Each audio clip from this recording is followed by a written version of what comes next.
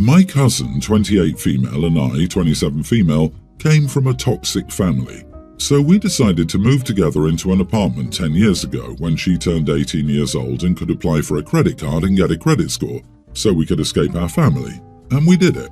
Well, things turned out the worse for me when my cousin decided to date a much older man, 48 then and 58 now, and both of them kicked me out by tossing all my stuff out, taking away my keys, and even calling the police on me to escort me out of her property, which she was able to successfully do since the apartment was only under her name at the time. So I, a recently turned 18-year-old then, was left homeless. I ended up spending the next 8 years afterward going between homeless and shelters, living off government aid, taking out personal loans which I finally was able to pay off, and working multiple jobs until I was finally able to make enough to afford to get a room of my own. In the meantime, I heard from others that my cousin was mistreated by her now husband, had 2 kids with him, and messed up her credit score so much that she couldn't afford to rent an apartment on her own. This is why a mutual of ours decided to share my number with her, because I'm one of the few people with good enough credit to rent an apartment. She contacted me asking if I could help co-lease with her so she and her children could escape her husband, and that she was sorry for what she'd done in the past, that she was young and stupid, and that she changed a lot over the years. I told her that while I feel bad for her circumstances, I refused to agree to a co-leasing with her because of what she'd done in the past and how it permanently affected the way I see her now. So now I have her friends and family blasting me that I'm an idiot for refusing to help a vulnerable mother of 2 and how I shouldn't hold a 10-year grudge against her when she was a young and impressionable woman back then, and that it was pathetic for me to be acting so childish and not know how to be more empathetic at my age. My friends are telling me that my feelings are valid and that I shouldn't trust her because there's no way to determine if she changed for the better in such a short time. So, am I the idiot? And should I consider talking to her again about whether or not I should lease with her again to help her and her kids? Edit: her friends don't have a good enough credit score to even co-lease an apartment with her, which is why she turned to me. Honey, she kicked you out and put you through a living nightmare. She did so with no remorse or care for what happened to you in the intervening years. She had no contact with you until it suited her. She has given you no basis by which to trust her. Her so-called friends can put her up if she's a changed person. She has no right to call you family after what she did, and no right to ask anything of you. Co-lease with her? You should block her. You are not the idiot. Yeah, if at any time in the past 10 years your cousin had reached out to you with an apology and begged for your forgiveness, I would say that yes, you should consider forgiving her. However, given that she's only reaching out now and claiming to be sorry when she's in desperate need of your help, you are wise not to fall for it. Run from her and anyone who is advocating for her. Even if you'd forgive and forget, you don't have to help her.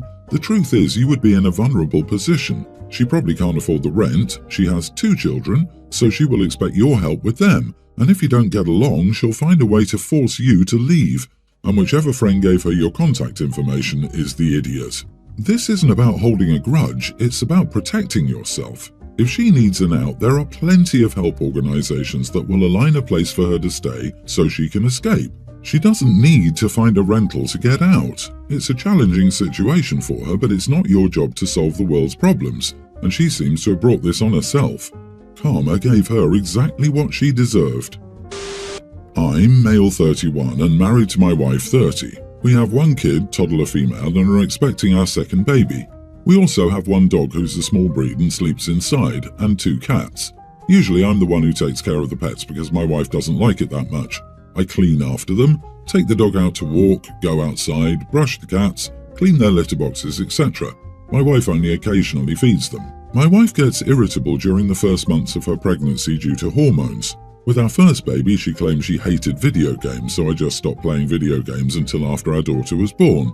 This time, however, she's getting irritated about the pets. She says the dog barks and makes her headache. I told her to just let it go outside if the weather is nice, but she said that pets are my responsibility, so she won't do that. Well, what else can she do? I'm working, so I can't go home and let the dog out whenever she feels like it. She then complained because she opened a can of fish the other day, it turned out to be cat food. Suddenly, I was the one to blame again, although she was the one that made the mistake. She also started talking about how cats or dogs' fur can be dangerous for the baby or herself. This has been going on for weeks, every day. She has a new complaint when I get home. A few days ago, she finally suggested the great idea of finding the cats and the dog a new house because she can't put up with them anymore. I tried just to let it go because I know she's irritated, but she just won't drop it. Yesterday we were arguing because I had to stay an extra hour and a half at work, so I was late for walking the dog, and it was barking a lot, according to her. I'm pretty tired of it by now, so I'm getting angry at her.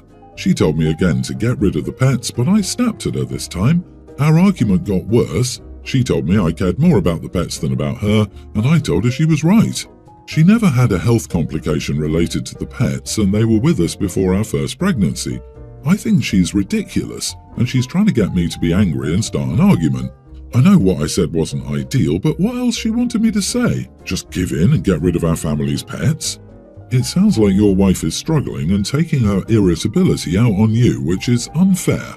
But you seriously told your pregnant wife you care more about your pets than her? That's an awful thing to say to somebody you're supposed to love and want to spend the rest of your life with. There are many different ways you could have dealt with this situation, and you chose the one that would cause your wife pain. Honestly, I would find that hard to forgive. You are the idiot. Yeah, dude, she's your wife. She's the person you chose to commit to for the rest of your days. She's also the person growing your child in her body, so she should be immensely more important than your pets. His wife is the idiot, a huge idiot. And her pregnancy is not an excuse. She's an adult. Get some therapy and learn to cope. Sheesh. An OP should seriously consider rehoming his wife, not the pets. You are not the idiot. I like how everyone is sticking up for your wife and painting she's a saint, and you're the villain. It seems to me she's literally focusing on anything you like or do. She made you stop playing video games while she was pregnant, and now she wants you to get rid of your pets. All I'm saying is, if these roles were reversed, you would be dubbed the idiot straight away because you're a man, and she would be told red flags, run away, and everything else. She needs help and therapy. So why is her major negative focus on you and everything around you while she's pregnant? I disagree. No one just hates video games. I can guarantee that he ignores or agrees to do certain things pertaining to the house or the children, and then he doesn't do them because of his gaming or walking the dog. When she tries to bring it up again, he deflects or ignores and dismisses her valid points about what he agreed to and the increasing caretaking responsibilities. OP is not managing his time or communication with his wife effectively and is framing it like his wife has some sort of crazy hormonal situation. I guess OP isn't going to go to counseling because it's too expensive, but he doesn't want to be told that he may also be contributing to the breakdown in communication and will need to learn other communication skills. Instead, it's just easier to blame his wife and frame her as a pregnancy crazy. I, female 30, have a young teen niece. Up until a week ago, she still believed in Santa.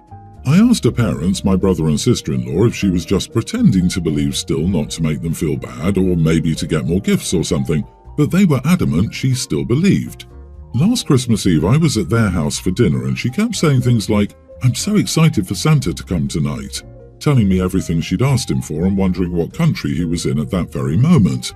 She has no younger siblings, so it's not like she was saying this for anyone else's benefit. She's a smart girl, does well in school and has no developmental delays. For whatever reason, she still believed in Santa. Her parents didn't seem to have an issue with it. They said they absolutely did not want to tell her the truth and ruin the magic of Christmas. Plus, they said it was beneficial to them because believing in Santa would encourage her to be good, in the hopes of getting better presents and not getting coal. I love my niece a lot, and after agonizing over this for some time, I felt it might be necessary to tell her the truth if her parents refused. I remember how brutal middle school girls can be. I mean, she had to be the only girl at her school who still believed in Santa. If it somehow got out that she still believed and she got teased or bullied, that could be brutal and awful for her. Wasn't hearing it from her aunt better than some mean girl or guy? So a week ago, I told her the truth. I tried to do it in a gentle way, explaining that what Santa represents, the spirit of Christmas, is very real, but that there wasn't actually a guy with flying reindeer going to every kid's house in one night to deliver presents. She didn't say much and got a bit teary-eyed, but she did reach out to me a few days later and let me know that she appreciated me telling her the truth. Her parents, however, are furious at me and are not talking to me. I feel like I did the right thing, but I know it was against her parents' wishes. Am I the idiot? What are her parents thinking? The kid is messed up if she thinks Santa is real at her age. There was a dude I knew when I was in middle school and some kids found out he thought Santa was real. He was relentlessly bullied. It was terrible. Not the idiot all the way. If anything, you're saving her, and kids can be really mean sometimes. This needs to be said clearly. OP, you are absolutely not the idiot. You were open and honest with your niece and she appreciated it. You were looking out for her when her parents were setting her up to be hurt. Plus, now she knows she can trust you with things she wouldn't tell her parents. How long were the parents going to let her believe this? I can't even imagine how that must feel, like the whole world has been lying to you, except for the relative kind enough to inform her of reality. And I say this as a parent. Sometimes it's okay to overrule parent preferences for the good of the kid. Sometimes a parent who gets so caught up in themselves and their idea of what's best that they lose sight of what's in fact best for the kid. And in cases like that, and cases like this, it's okay as a village to overrule them. I'm 24 male getting married in June, and my dad was supposed to be giving a speech and toast at the reception, something he asked me to do. I said sure. I figured if he wanted to do one, then why not? We weren't really planning any.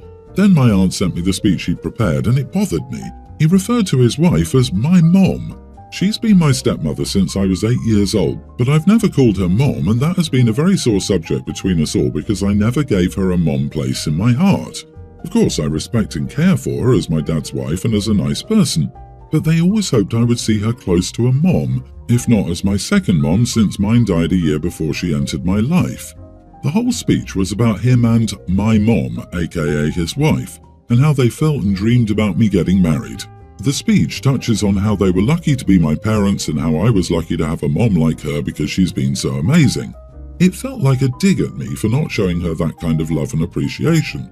The mom stuff, and for choosing to do a special dance with my maternal grandma at my wedding instead of my stepmother. Dad found out my aunt had sent it to me and he told me that he needed me to understand why he needed to shine a spotlight on her because she deserved to be honored as a parent of the groom on the wedding day, and I wasn't giving her that recognition. I told him she was not my mom, and the fact that he claimed her as my mom 21 times throughout the speech was a problem. He told me she's my mom in everything but blood. No, she never adopted me, but they don't consider that to matter, and she should get to be called mom at least once when our relationship is discussed. I told him I didn't want that speech read at my wedding. He told me it wasn't my decision. I told him he could no longer make the speech or toast since he would only read that. He's angry and saying I'm being controlled and behaving like a child. He said she deserves better, and he should be able to praise his wife and acknowledge how our family actually is instead of living in the past and what it used to be.